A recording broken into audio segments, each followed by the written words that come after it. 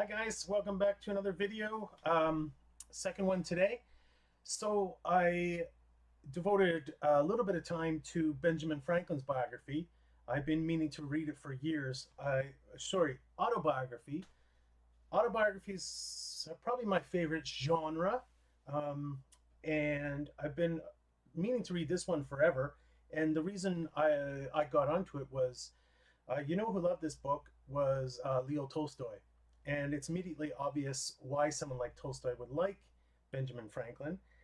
Benjamin Franklin was everything personally that Tolstoy would have loved to have been, mostly in terms of his self-discipline. So one of the sections in the autobiography is where Franklin talks about how he ordered his own life according to certain virtues, like 13 virtues or something like that, and that he was really productive. The virtues were quite Christian or whatever.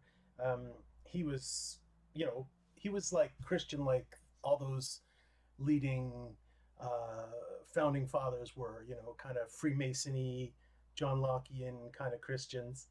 Um, and so, some of the most of the virtues are what could be expected of a productive, um, intelligent person of the time. So I think the most, so I don't share Tolstoy's fascination with that kind of thing. Um, and I'd say it was Tolstoy, the young man, trying to like bring discipline into his life and to be productive. So I suppose as a younger man, that would have been interesting to me. But now that I'm a middle-aged slob, it's not as interesting. But I think what is interesting is how bloody how bloody productive Benjamin Franklin was. Um, you almost get the sense that everything he put his mind to, he did, and he did easily. Um, like you think, like I've tried to do a million things in my life, start different groups, start different things, and it's like they never pan out. So there's almost like something like, where does he come up with all these good ideas? He was like he started. He spent most of his later years in Philadelphia, which was, I think, the biggest city in the U.S. at the time. Don't quote me on that, but I think so. We're talking about basically the years leading up to the American Revolution. So he started basically everything there. He started the fire department. He was the first postmaster general. He started basically road cleaning, public libraries. Did I mention that? Lending libraries, all sorts of stuff. Everything he put his mind to, he seemed to do, and seemed to be successful at. Um, and those are amazing character traits. I mean, you can say, well, in his time, in in in the colonies, there wasn't a lot of stuff, so sure, anyone can start stuff. But I don't agree that that's so. And my life has shown that that's not the case. But anyway, um, Benjamin Franklin's biography is cool. He's he and I don't have the same personality. He's super smart, super self-disciplined, productive. He spent most of his life in printing.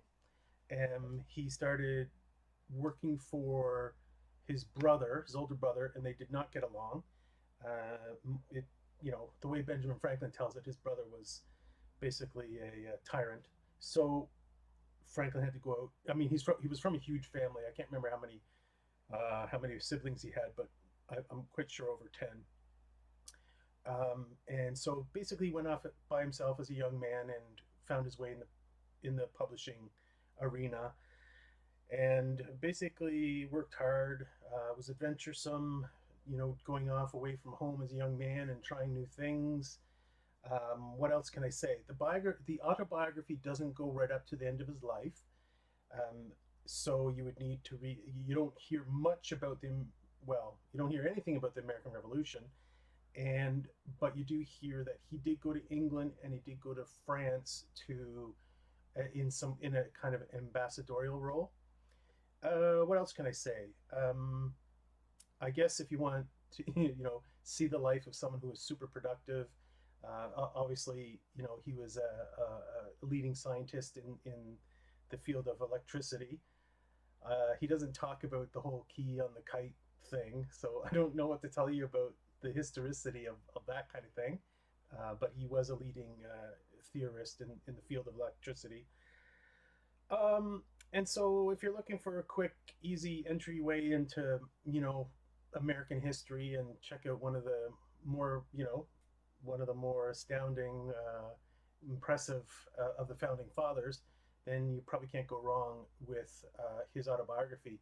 But if you wanted a broader context, of course, you'd need, um, a contemporary biography, I should say, a modern biography, which would deal with the context of the later, the part after, in his very late years, and his involvement with the American Revolution, and his involvement with, important issues like slavery and so on. So he had slaves, but eventually became an abolitionist kind of thing. But none of that, of course, is mentioned in the autobiography. So there you go. It's a quick read. Um, Not as interesting as some autobiographies, but more interesting than some others. It's definitely going to come down to your personality. So so he wasn't like a writer or something. So I'd be more interested in Gorky's life or Tolstoy's or Augustine's or whomever. But in terms of political figures and so on and founding fathers, if you like U.S. history, I love U.S. history, um, then that'd be your cup of tea.